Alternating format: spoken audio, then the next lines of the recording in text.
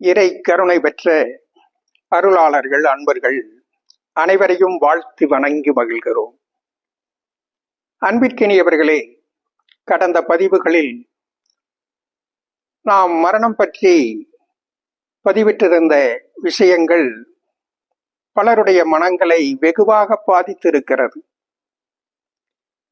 பலருக்கு அது அவர்களுடைய மனங்களிலே மிகப்பெரிய பிரதிபலிப்பை ஏற்படுத்துவதாக கூட நிகழ்ந்திருப்பது நம்மால் உணர முடிகிறது. சில அன்பர்கள் தங்களுடைய விமர்சனங்களை கவிதைகளாக கூட விசிறியிருக்கிறார்கள். ஒரு அன்பர் நம்மோடு தொடர்பு கொண்டு, நான் தர்மத்தோடு தான் வாழ்கிறேன், தர்மத்தோடு தான் செயலாற்றி கொண்டிருக்கிறேன், ஆனால் என்னுடைய வாழ்க்கையில் துன்பங்களும் துயரங்களும் தொடர்ந்து கொண்டே இருக்கிறது, நான் எப்பொழுதுதான் நிம்மதியாக வாழ்வது? எனக்கே ஒரு ஐயம் ஏற்படுகிறது. நான் தர்மத்தோடு தான் வாழ்கிறேனா என்கிற சந்தேகமே எனக்கு ஏற்படுகிறது. தர்மத்தோடு வாழ்ந்தால் நமக்கு நல்ல விளைவுகள் ஏற்படுமா? தர்மம் நம்மை காப்பாற்றுமா? தர்மம் என்றால் என்ன என்பதே எனக்கு ஐயப்பாடாக இருக்கிறது. நீங்கள் தெளிவுபடுத்த வேண்டும் என்று அவர்கள் கேட்டிருக்கிறார்கள். அன்பிற்கினியவர்களே, நாம் புரிந்து கொள்ளக்கூடிய ஒரு விஷயம், இந்த உலகத்தினுடைய நிகழ்வுகள், இந்த பிரபஞ்சத்தினுடைய நிகழ்வுகள் அனைத்திற்குமான காரண காரியங்களை மனிதர்களாகிய நாம் முழுமையாக உணர்ந்து கொள்வதற்கான வாய்ப்புகள் இல்லை என்பதை நாம் புரிந்து கொள்ள வேண்டும். ஒரு செயல் நடைபெறுகிறது என்று சொன்னால் அந்த செயலுக்கான விளைவு நம்முடைய கண் முன்னாலே நிதர்சனமாக நடைபெறுகிற பொழுது அதற்கான பலனை நம்மால் உணர முடிகிறது, அறிய முடிகிறது. ஆனால் அதே சமயத்தில் அந்த செயலுக்கான இன்னொரு பலன், அது சூட்சும பலனாக நமக்கு அளிக்கப்படுகிறது என்பதைத்தான் நம்முடைய ஞானிகள் தெளிவுபடுத்துகிறார்கள். நமக்கு நேரடியாக தெரிகின்ற பலன் திருஷ்ட பலன்களாகவும், நம்முடைய புலன்களுக்கு எட்டாமல் நமக்கு விளையக்கூடிய பலன்கள், நமக்கு அளிக்கப்படுகிற பலன்கள் அதிர்ஷ்ட பலன்களாகவும் வழங்கப்படுகிறது என்பதை தெளிவுபடுத்துகிறார்கள். ஒருவர் பசியோடு வருகிறார், அவருக்கு நீங்கள் உணவு அளிக்கிறீர்கள். அவர் அதை உண்டுவிட்டு மிக திருப்தியாக தன்னுடைய மகிழ்ச்சியை, நன்றியை தெரிவித்துவிட்டு செல்லுகிறார். உங்களுக்கும் ஒரு மகிழ்ச்சி ஏற்படுகிறது. ஒரு பசித்த ஒருவருக்கு நாம் உணவளித்திருக்கிறோம், அவருடைய பசியை போக்கி இருக்கிறோம் என்கிற மகிழ்ச்சியும் நிம்மதியும் உங்களுக்கு ஒரு நிறைவை தருகிறது. அது நேரடியாக நீங்கள் கண்கூடாக உங்களுடைய செயலுக்கான பலனாக அனுபவிக்கிறீர்கள். ஆனால் அதே சமயத்தில் இந்த நல்ல செயலுக்கான ஒரு பலன், ஒரு விளைவு நிச்சயமாக இருக்கிறது. அதற்கான அந்த நற்பலனுக்காக, அந்த புண்ணிய காரியத்திற்கான பலன்கள் உங்களுக்கு எப்பொழுது அளிக்கப்படுகிறது, அது எந்த பிறவியில் அளிக்கப்படுகிறது என்பதெல்லாம் புரியாத புதிராகத்தான் இருந்து கொண்டிருக்கிறது. ஆனால் நிச்சயமாக அந்த நற்காரியத்திற்கான புண்ணிய செயலுக்கான பலன் உங்களுக்கு நிச்சயமாக நிறைவேற்றி வைக்கப்படும்.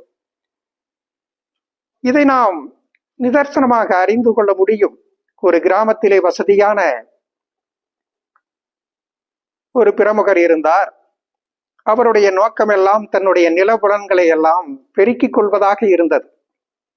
பக்கத்திலே இருக்கக்கூடியவர்கள் நிலங்களை எல்லாம் எப்படியாவது அவர்களிடத்திலே அணுகி தன்னுடைய நிலங்களை எல்லாம் பெருக்கிக் கொண்டே இருந்தார்.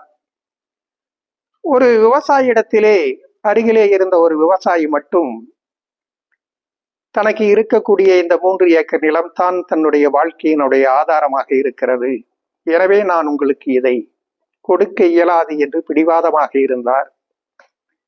அந்த பிரமுகர் அந்த விவசாயிக்கு பல நெருக்கடிகளை எல்லாம் கொடுத்து அவர் அங்கேயே விவசாயம் செய்ய முடியாத ஒரு சூழலை ஏற்படுத்தி அவர் அந்த ஊரிலே இருந்து விரட்டப்பட்டார். இரவோடு இரவாக தன்னுடைய நிலத்தையும் எல்லாம் விட்டுவிட்டு ஒரு நகரத்திற்கு சென்று அங்கே ஒரு கம்பெனியில் ஒரு தொழிலாளியாக சேர்ந்தார். தொழிலாளியாக சேர்ந்த அவர் கொஞ்சம் கொஞ்சமாக அந்த தொழிலினுடைய அனைத்து நுட்பங்களையும் புரிந்து கொண்டவராக ஒரு சிறந்த தொழிலாளியாக உயர்ந்து அதற்கு பின்னால் அவராகவே ஒரு சிறிய அளவிலே ஒரு கம்பெனியை ஆரம்பித்தார்.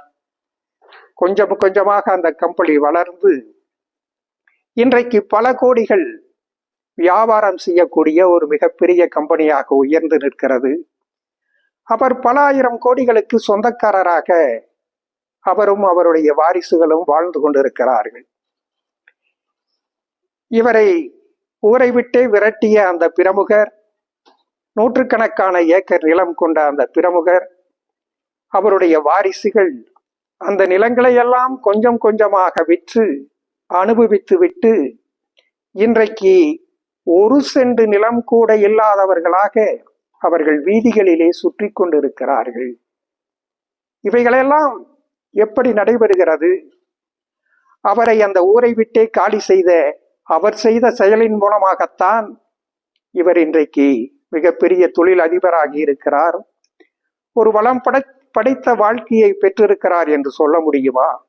இது மாதிரியான நிகழ்வுகளுக்கெல்லாம் காரண காரியங்களை நாம் ஆராய்ந்து கொண்டிருப்பதிலே பயனில்லை. நாம் புரிந்து கொள்ளக்கூடிய விஷயம் தர்மத்திற்கான வாழ்க்கை ஒன்றுதான். தர்மத்திற்காக வாழ்வதுதான் மனித வாழ்க்கையினுடைய பேருண்மை இருக்கிறது என்பதை நாம் புரிந்து கொள்ள வேண்டும். தர்மத்தோடு வாழ்ந்த பாரதி, தர்மத்தோடு வாழ்ந்த வ.உ.சி., தர்மத்தோடு வாழ்ந்த கக்கன் போன்றவர்கள் எல்லாம் மிக சிரமப்பட்டு தங்களுடைய வாழ்க்கையின் இறுதியிலே அவர்கள் இந்த மண்ணுலகை விட்டு விலகினார்கள் என்பது சரித்திரமாக இருக்கிறது. ஆனால் நம்மை போன்றவர்களுக்குத்தான் அவர்கள் மிகவும் சிரமப்பட்டார்கள், துன்பப்பட்டார்கள், துயரப்பட்டார்கள் என்று எண்ணிக்கொண்டு இருக்கிறோம். ஆனால் அவர்களை பொறுத்த வரைக்கும் அவர்களுடைய வாழ்க்கை அவர்களுக்கு நிறைவு தருவதாக, அவர்களுக்கு பேரானந்தம் அளிப்பதாகத்தான் இருந்திருக்கிறது என்கிற பேருண்மையை நாம் புரிந்து கொள்ள வேண்டும்.